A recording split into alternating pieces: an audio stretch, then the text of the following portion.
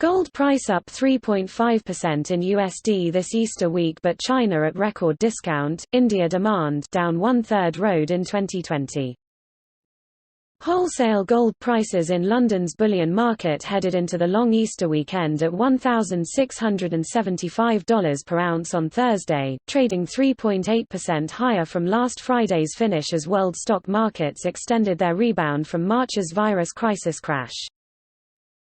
For Eurozone and UK investors, gold prices traded at their highest ever weekly closes, up at €1,535 and £1,345 per ounce respectively.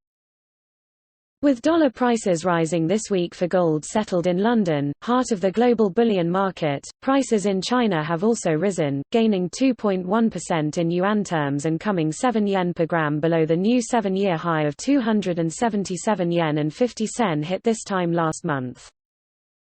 Thanks to that slower rate of rise, however, plus the yuan falling on the currency market, that left Shanghai's benchmark price at a record $20 per ounce below London quotes on average across the week, suggesting heavy oversupply of bullion versus demand in gold's #1 household consumer market.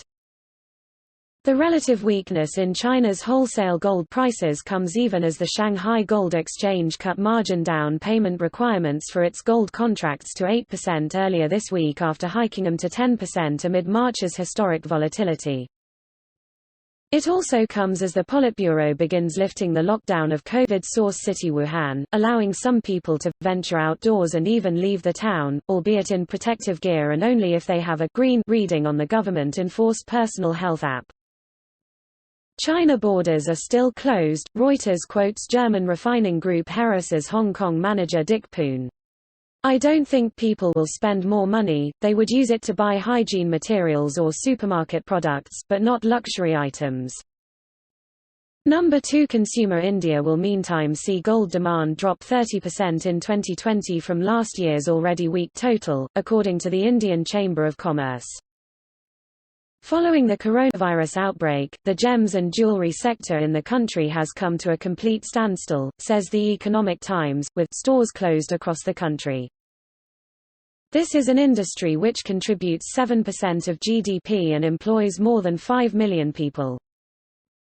The ICC is asking the government to extend tax payment holidays and also to roll over gold metal loans, owed by the country's primarily small-scale artisan jewelers, at lower rates of interest.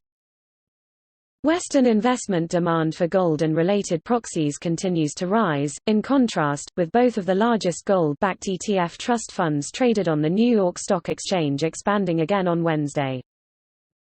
That extends the strongest quarterly growth ever according to data compiled by the Mining Industry's World Gold Council, with gold ETFs across the globe needing an additional 298 tons to back their stock market value between New Year and end March, equal to more than 1/3 rode of global gold mine output over that period.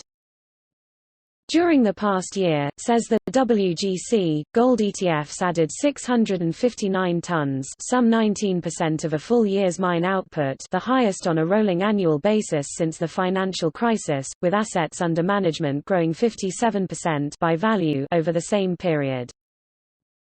European listed ETF saw the largest inflows in March, says the WGC data, and Asia and other regions registering the largest percentage growth during the month.